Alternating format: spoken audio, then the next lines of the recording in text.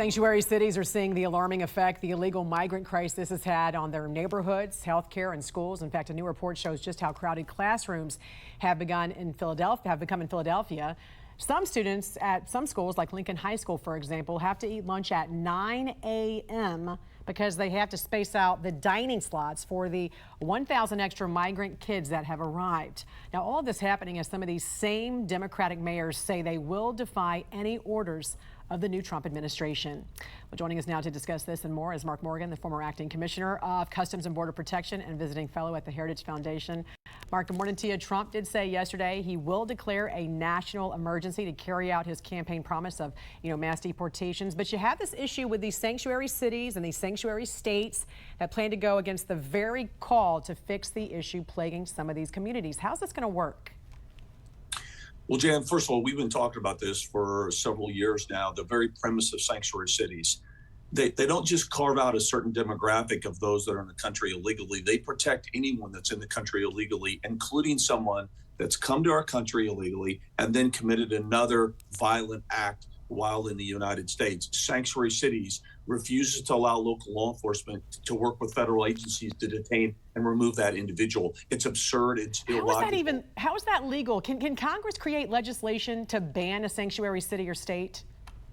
Yes, they can. And I hope that's one thing that the Republican-led House and Senate does in the next 4 years. The buzzword that's been passed around right now is the American people voted President Trump back in the White House for a reason. They've given him a mandate. And part of those mandates are to stop illegal immigration, secure the border, and remove those that are in a country illegally. And Jan, as far as the national emergency goes, look, he did it during the first presidency. It was held to be constitutional. It gave us additional funding and resources that was very effective to help secure the border. And the last thing that I'll say about sanctuary cities, look, he can also use federal grant and other funding and cut that off to force them to end these absurd policies. But let's keep in mind, ICE ERO, enforcement and removal operations, they're going into sanctuary cities every single day. So just because someone's in a sanctuary city doesn't mean federal law enforcement are not going to go in there and remove criminal illegal aliens. It's going to happen. It's happening every single day. It's just going to be less effective and more time consuming without the help of local law enforcement. Democrats also trying to force through a spending bill critics say would drag out the migrant crisis. Tennessee Senator Bill Hagerty wrote, Americans rejected open borders, yet Senate Democrats propose $750 million for resettling illegal aliens, CBP-1 app, more money for resettlement facilities, less money for CBP border operations. Democrats are using their last 2 months to admit as many illegal aliens as possible. What'd you make of this? Look, I think this is exactly why President Trump is going back to the White House. This is just another, I think here's what's frustrating is that, as I said, the American people overwhelmingly sent a very clear mandate to our congressional members in Capitol Hill of what they want to have change. And one of them is border security. They overwhelmingly support widespread removal of illegal aliens. And here you have the Democratic Party that's actively trying to thwart the will of the American people. And I want to focus on one aspect of this bill is the CBP-1 app.